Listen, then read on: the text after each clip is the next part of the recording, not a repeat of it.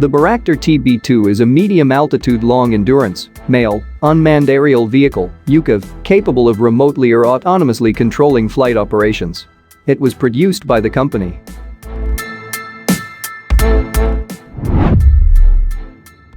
Turkey Baker Makinesi AEV Ticaret A. For the Turkish Armed Forces. The aircraft is controlled by the flight crew at ground control stations, including the use of weapons.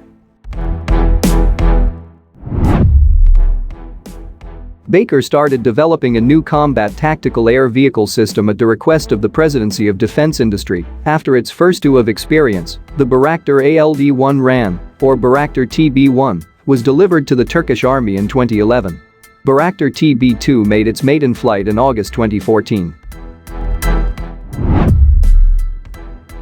Turkish industry responded to the boycott of foreign sales by announcing domestically produced alternative supplies including the TPD-170 engine, manufactured by TE, fuel valves and the CATS FLIR system, manufactured by Aselsan.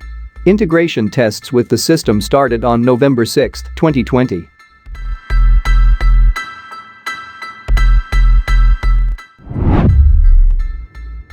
Turkish defense industry researcher Kadir Doğan tweeted that the sale of components to Baker by foreign companies did not pose a major problem and that all components had been developed by locally produced alternatives. The price for one TB2 unit is estimated at $5 million, about 1/6 of the US-made Reaper UAV.